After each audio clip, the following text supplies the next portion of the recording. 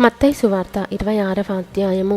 యేసు ఈ మాటలన్నీ చెప్పి చాలించిన తర్వాత జరిగినదేమనగా, ఆయన తన శిష్యులను చూచి 2 దినములైన పిమ్మట పస్కా పండుగ వచ్చుననియు, అప్పుడు మనుష్య కుమారుడు సిలువ వేయబడుటకై అప్పగింపబడుననియు మీకు తెలియనని చెప్పెను.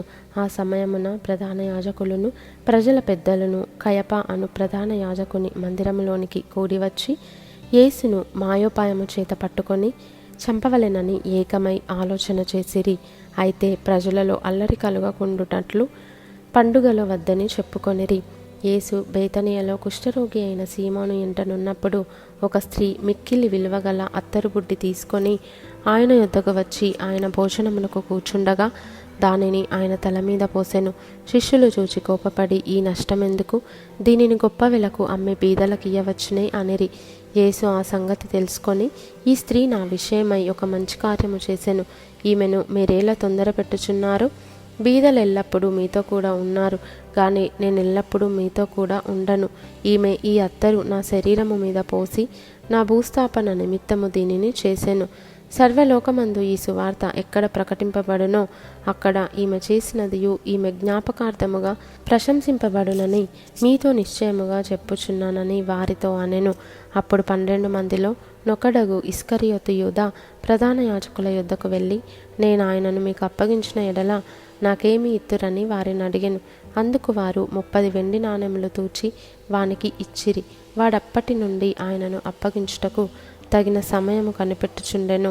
పులియని రొట్టెల పండుగలో మొదటి దినమందు శిష్యులు యేసునొద్దకు వచ్చి, పస్కాను భుజించుటకు మేము నీ కొరకు ఎక్కడ సిద్ధపరచగోరుచున్నావని అడిగిరి. అందుకాయన, మీరు పట్టణమందున్న ఫలాని మనుషుని యొద్దకు వెళ్ళి, నా కాలం సమీపమై ఉన్నది, నా శిష్యులతో కూడా నీ ఇంట పస్కాను ఆచరించెదనని బోధకుడు చెప్పుచున్నాడని అతనితో చెప్పుడనెను. యేసు తమకు ఆజ్ఞాపించిన ప్రకారము శిష్యులు చేసి పస్కాను సిద్ధపరచిరి.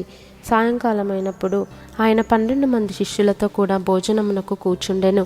వారు భోజనము చేయుచుండగా ఆయన, మీలో ఒకడు నన్ను అప్పగించునని మీతో నిశ్చయముగా చెప్పుచున్నానెను.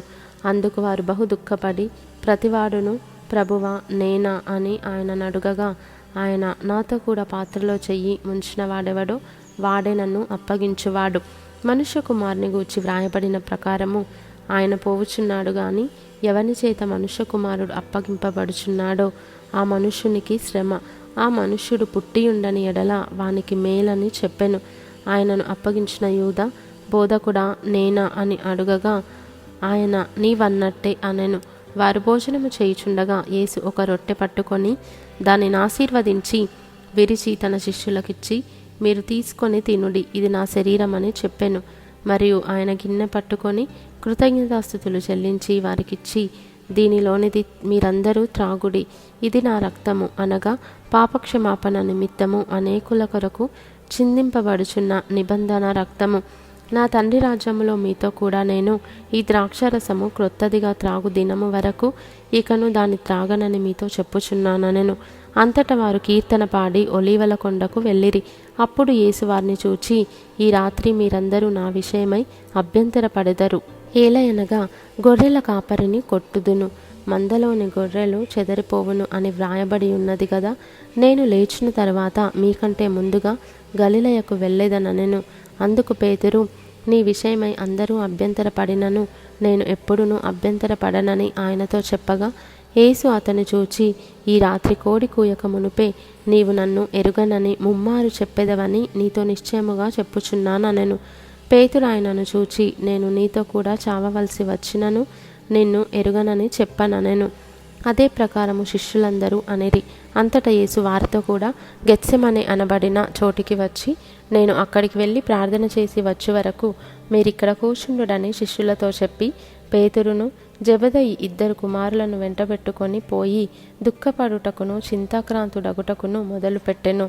అప్పుడు యేసు, మరణమగునంతగా నా ప్రాణము బహు దుఃఖములో మునిగియున్నది. మీరు ఇక్కడ నిలిచి నాతో కూడా మెలకువగా నుండుడని వారితో చెప్పి కొంత దూరము వెళ్ళి సాగిలపడి, నా తండ్రి, సాధ్యమైతే ఈ గిన్నె నా యొద్ద నుండి తొలగిపోనిమ్ము, అయినను నా ఇష్ట ప్రకారము కాదు నీ చిత్త ప్రకారమే కానిమ్మని ప్రార్థించెను. ఆయన మరలా శిష్యుల యొద్దకు వచ్చి వారు నిద్రించుట చూచి, ఒక గడియ అయినను నాతో కూడా మేల్కొని ఉండలేరా? మీరు శోధనలో ప్రవేశించకుండునట్లు మెలకువగా ఉండి ప్రార్థన చేయుడి. ఆత్మ సిద్ధమే గాని శరీరము బలహీనమని పేతురుతో చెప్పి మరలా రెండవ మారు వెళ్ళి, నా తండ్రి, నేను దీనిని త్రాగితేనే గాని ఇది నా యొద్ద నుండి తొలగిపోవుట సాధ్యము కాని ఎడల నీ చిత్తమే సిద్ధించుగాక అని ప్రార్థించి తిరిగి వచ్చి వారు మరలా నిద్రించుట చూచెను. ఏలయనగా వారి కన్నులు భారముగా ఉండెను. ఆయన వారిని మరలా విడిచి వెళ్ళి ఆ మాటలే చెప్పుచు మూడవ మారు ప్రార్థన చేసెను.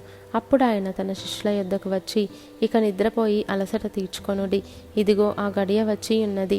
మనుష్య కుమారుడు పాపుల చేతికి అప్పగింపబడుచున్నాడు. లెండి, వెళ్ళుదము. ఇదిగో నన్ను అప్పగించువాడు సమీపించి ఉన్నాడని వారితో చెప్పెను. ఆయన ఇంకనూ మాటలాడుచుండగా 12 మందిలో ఒకడగు యూదా వచ్చెను.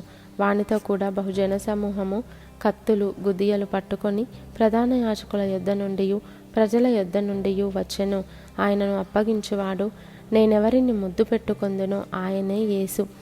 ఆయనను పట్టుకొనుడని వారికి గుర్తు చెప్పి వెంటనే యేసునొద్దకు వచ్చి, బోధకుడా, నీకు శుభమని చెప్పి ఆయనను ముద్దు పెట్టుకొనెను.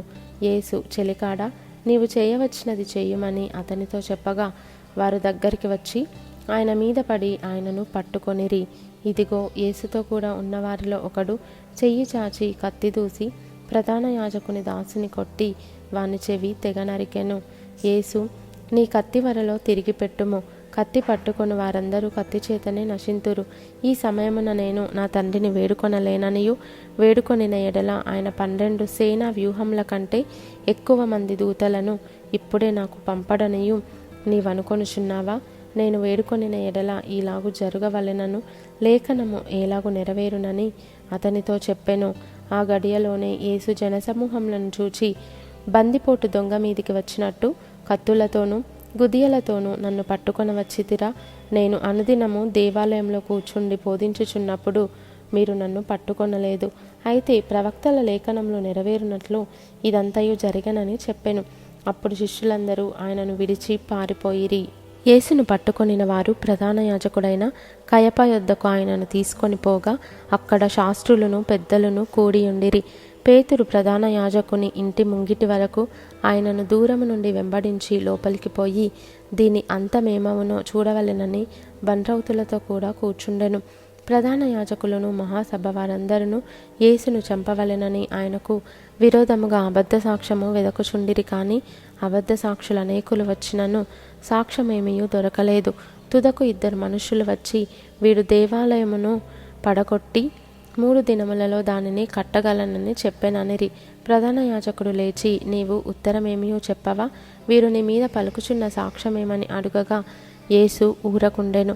అందుకు ప్రధాన యాజకుడు ఆయనను చూచి, నీవు దేవుని కుమారుడవైన క్రీస్తువైతే ఆ మాట మాతో చెప్పుమని జీవం గల దేవుని తోడని నీకు ఆనబెట్టుచున్నానెను.